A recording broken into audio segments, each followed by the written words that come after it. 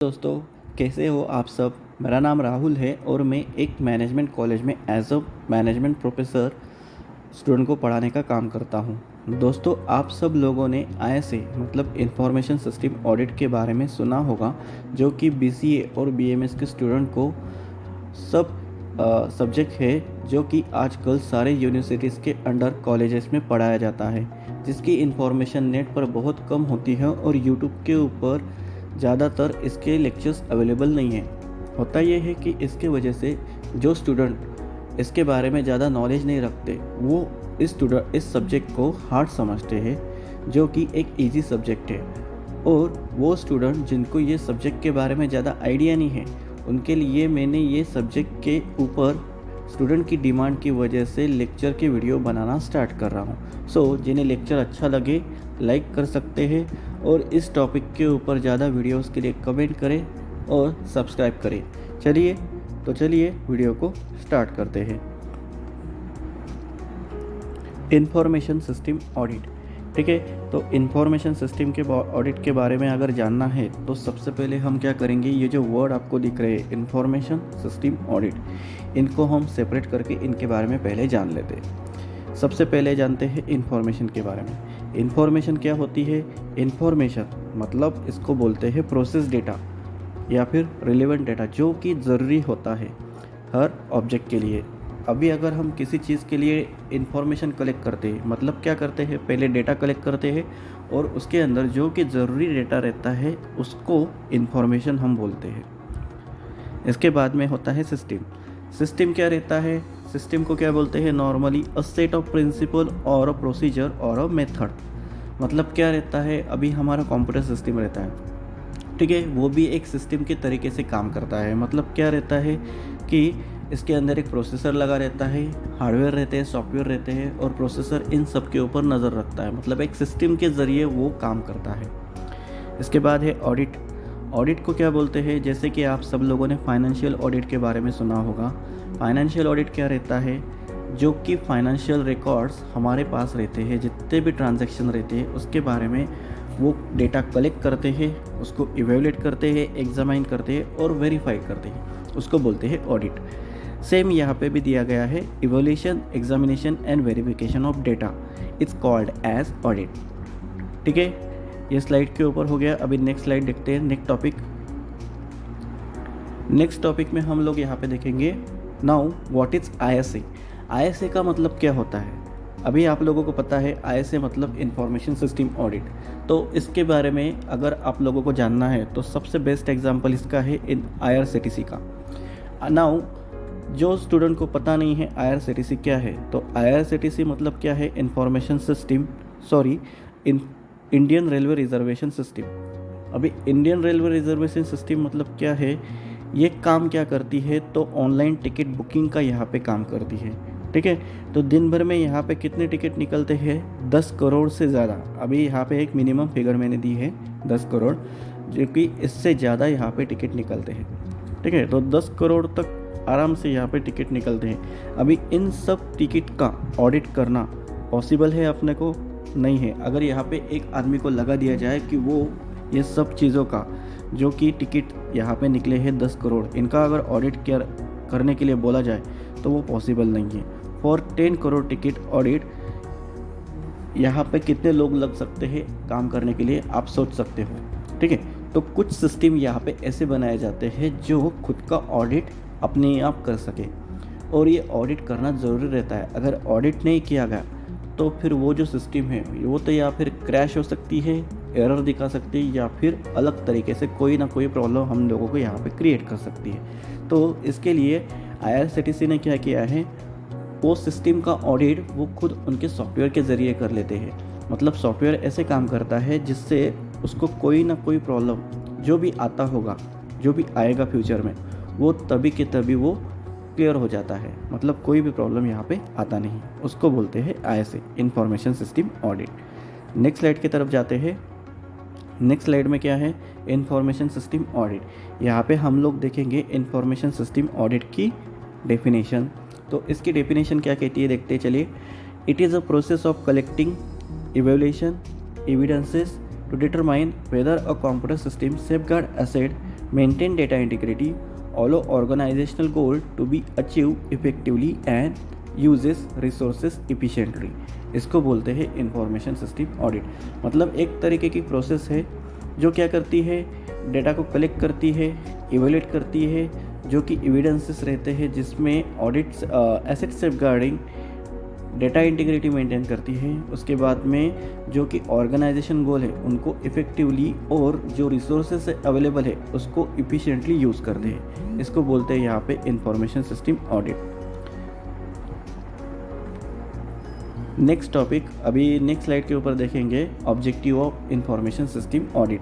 अभी कौन कौन से ऑब्जेक्टिव है यहाँ पे देखेंगे। एसेट सेफगार्डिंग, उसके बाद में है डेटा इंटीग्रिटी, उसके बाद में है system effectiveness and after that system efficiency. अभी वन बाय वन इन लोगों को स्टडी करेंगे, इन टॉपिक को स्टडी करेंगे। अभी एसेट सेफगार्डिंग, सबसे पहले एसेट सेफगार्डिंग मतलब क्या रहता है, जो भी हार्डवेयर है, अभी यहाँ पे इंफॉर्मेशन सिस्टम में अपने पास कौन कौन से एसेट्स रहते हैं। एसेट्स मतलब क्या रहता है, जो कि संपत्ति बोलते हैं हम इन सबको। तो अभी कौन कौन से हार्डवेयर एसेट्स रहते हैं, इनमें सॉफ्टवेयर, हार्डवेयर और पर्सोनेल ये आते हैं।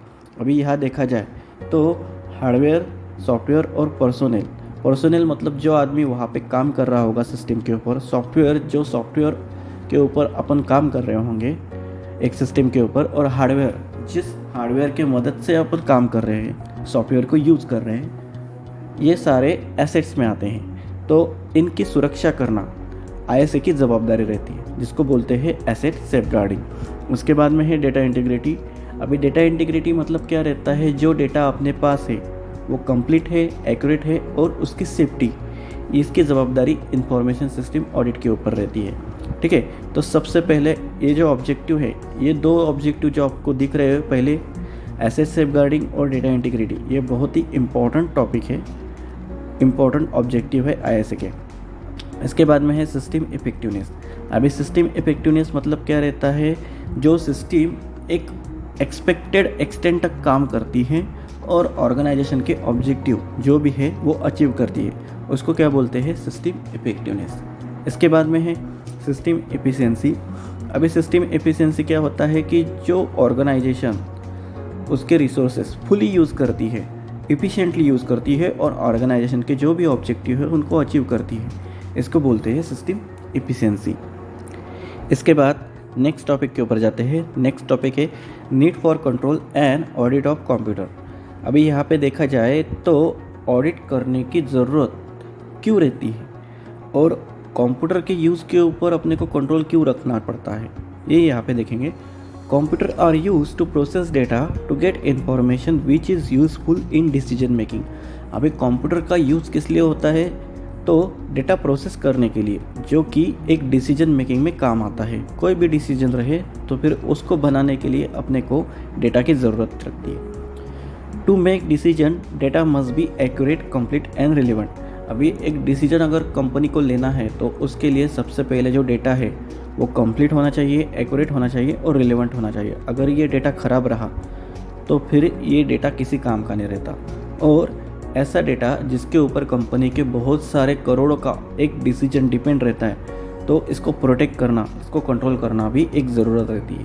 तो इसके लिए रहता है नीड फॉर कंट्रोल, मतलब डेटा को कंट्रोल करने के लिए भी एक ऑडिट में यहाँ पे कंप्यूटर की ज़रूरत पड़ती है और उसके लिए अपन ऑडिट करते हैं।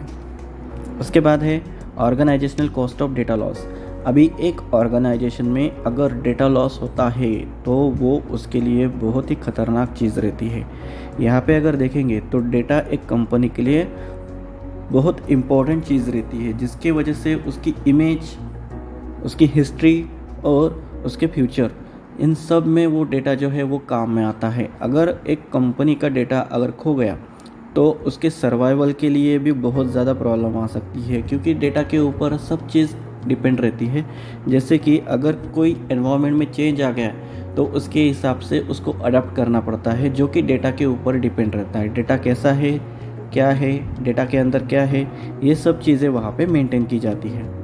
उसके बाद में अगर हम देखेंगे कि अगर ये डेटा अगर ख़राब रहा, इनएक्यूरेट रहा, तो कंपनी लॉन्ग रन में बहुत ज़्यादा लॉसेस सफ़र कर सकती है। इसलिए डेटा लॉस बहुत ज़्यादा खतरनाक चीज़ रह सकती है किसी भी ऑर्गेनाइजेशन के लिए। उसके बाद नेक्स्ट टॉपिक है अपना इनकरेक्ट डिसीजन मेकिंग। अभी अगर डेटा के बारे में, जैसे अपन ने पहले टॉपिक में पढ़ा, डेटा अगर अच्छा रहा तो फिर उसके ऊपर बहुत अच्छे से डिसीजन अपन ले सकते हैं। लेकिन अभी अगर देखा जाए तो मैक्सिमम जो कंप्यूटर सिस्टम है वो हाई क्वालिटी डिसीजन बनाने के लिए यूज़ की जाती है। तो हाई क्वालिटी डिसीजन बनाने के लिए हाई क्वालिटी डेटा की रिक्वायरमेंट रहती है। अगर ऐसा डेटा जो कि हम लोगों को इनकरेक्ट डिसीजन दे तो वो ऑर्गेनाइजेशन के लिए भी खतरनाक हो सकता है, ऑर्गेनाइजेशन का सर्वाइवल खतरे में आ सकता है। इसलिए इनकरेक्ट डिसीजन मेकिंग बहुत ही खतरनाक चीज़ रहती है। नेक्स्ट टॉपिक है कॉस्ट ऑफ कंप्यूटर एब्यूज़। अभी कंप्यूटर एब्यूज़ मतलब क्या है कि कंप्यूटर का जो यूज़ है वो प्रॉपर नहीं हो रहा है या फिर कोई आदमी उसका गलत यूज़ कर रहा है, इसको बोलते हैं कॉस्ट ऑफ कंप्यूटर एब्यूज़। अभी इसमें क्या क्या आता है, जैसे कि आप सब लोगों को पता है कि जैसे ही कंप्यूटर सिस्टम इन्वॉल्व हो रही है उसके हिसाब से बहुत से प्रॉब्लम वहाँ पे क्रिएट हो सकते हैं। जैसे ही कंप्यूटर एब्यूज़ में डेटा लॉस, डेटा डिसरप्शन, ऐसे प्रॉब्लम विक्टिम के ज़रिए यहाँ पे फेस किए जा सकते हैं। यहाँ पे कौन कौन से पॉइंट्स आते हैं, जैसे कि हैकिंग आप सब लोगों को पता होगा, जिनको पता नहीं उनके लिए बता रहा हूँ, मैक्सिमम लोगों को पता ही होगा।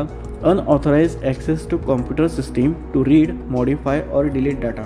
हैकिंग के ज़रिए बहुत से लोग आपके कंप्यूटर के तरफ पहुँच सकते हैं और आपका डेटा रीड कर सकते हैं, मॉडिफाई कर सकते हैं या फिर डिलीट भी कर सकते हैं।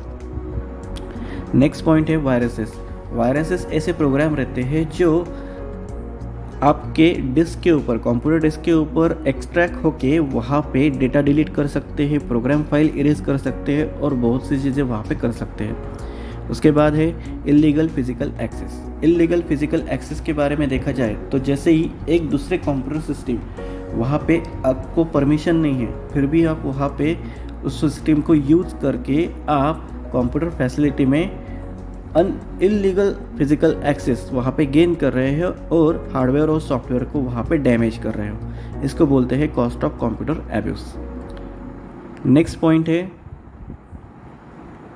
Value of computer, hardware, software and personnel. अभी कंप्यूटर का हार्डवेयर, सॉफ्टवेयर और पर्सोनेल, इन सब की वैल्यू इंफॉर्मेशन सिस्टम में कैसी रहती है। एक ऑर्गेनाइजेशन के लिए अगर देखा जाए, हार्डवेयर, सॉफ्टवेयर और पर्सोनेल ये क्रिटिकल रिसोर्सेस रहते हैं। अभी यहाँ में जो भी ऑर्गेनाइजेशन रहती है वो मिलियंस ऑफ डॉलर खर्च करती है, इन्वेस्ट करती है हार्डवेयर और सॉफ्टवेयर में, जो भी कंपनीज इंफॉर्मेशन सिस्टम में डील करती है। अभी यहाँ पे देखा जाए तो सॉफ्टवेयर तो एक इम्पोर्टेंट रिसोर्सेस है किसी भी ऑर्गेनाइजेशन के लिए। अगर ये करप्ट हो गया तो जितने भी ऑपरेशन रहते हैं ऑर्गेनाइजेशन के वो डिसकंटिन्यू हो सकते हैं या फिर वो कभी कंप्लीट नहीं हो सकते। और एक आदमी जो वो सिस्टम के ऊपर काम कर रहा है वो भी एक ऑर्गेनाइजेशन के लिए एक इम्पोर्टेंट रिसोर्सेस है। अगर वो अच्छे से काम ना करे, वो अपने आप को अपडेट ना रखे एनवायरनमेंट के ज़रिए, जैसे ही एनवायरनमेंट चेंज हो रहा है उसके हिसाब से अगर खुद को अपडेट ना करे तो फिर उसकी कीमत भी कम हो सकती है। इसलिए हार्डवेयर, सॉफ्टवेयर और पर्सोनेल, इनकी वैल्यू इंफॉर्मेशन सिस्टम के हिसाब से बहुत ज़्यादा रहती है। नेक्स्ट पॉइंट है high cost of computer error. अभी देखा जाए तो मैक्सिमम जो क्रिटिकल टास्क है वो कंप्यूटर के ज़रिए ही या फिर कंप्यूटर खुद ही कंप्लीट कर लेता है। कौन कौन से टास्क रहते हैं, जैसे कि एक पेशेंट को मॉनिटर करना, उसके बाद में जो फ्लाइट रहती है, एरोप्लेन, उनको डायरेक्शन देने का काम भी यहाँ पे कंप्यूटर करते हैं। उसके बाद में जो कि एक न्यूक्लियर रिएक्टर है उसको कंट्रोल करने का काम भी यहाँ पे होता है। तो यहाँ पे अगर किसी भी चीज़ में यहाँ पे अगर एरर हो गया, कोई भी एरर आया, तो फिर आप सोच सकते हो कितना बड़ा डैमेज एनवायरनमेंट को यहाँ पे मिल सकता है। ठीक है, next point maintenance of privacy. अभी मेंटेनेंस ऑफ प्राइवेसी आप सब लोगों को पता है, अगर एक आदमी की इन्फॉर्मेशन जो कि डेलिकेट इन्फॉर्मेशन हो सकती है वो अगर किसी आदमी को पहुँचा दी जाए तो कितने बड़े लॉसेस वो आदमी को हो सकते हैं, आप लोग सोच सकते हैं। और एक ऑर्गेनाइजेशन के बारे में अगर देखा जाए तो डेटा जो है वो टैक्सेशन के फॉर्म में रहता है, एम्प्लॉयज़ एसेट्स के फॉर्म में रहता है या फिर लायबिलिटी के फॉर्म में रहता है। अगर ये डेटा इसको सिक्योर नहीं किया जाए, प्राइवेट ना रखा जाए, तो बहुत सारे प्रॉब्लम यहाँ पे फेस हो सकते हैं, जैसे कि unauthorised access to data can be damage to a long run survival of an organisation. मतलब लॉन्ग रन में ऑर्गेनाइजेशन में जो भी उन्होंने स्ट्रेटजी प्लान कर रखी हो, अगर वो किसी कॉम्पिटिटर कंपनी के हाथ में पहुंच गई तो फिर वो ऑर्गेनाइजेशन को बहुत ज़्यादा सफ़र करना पड़ सकता है। ठीक है, तो अभी नेक्स्ट पॉइंट देखेंगे अपन, control evolution of computer use. अभी यहाँ इमेज में आप देख सकते हैं, पहले कंप्यूटर बड़ा था, फिर वो धीरे धीरे छोटा, और एक इवोल्यूशन यहाँ पे हमने कंप्यूटर में देखा है। अभी कंप्यूटर के ज़रिए अगर देखेंगे तो बहुत सारे क्रिटिकल टास्क जो है वो कंप्यूटर के ज़रिए पूरे होते हैं। और ये जो है अभी सिस्टम में देखा जाए तो मैक्सिमम टास्क अगर कंप्यूटर के ज़रिए होते हैं तो उस पर एक कंट्रोल रखना, इसकी भी ज़रूरत यहाँ पे रहती है, जो कि डेटा सिक्योरिटी, प्राइवेसी को मेंटेन करती है।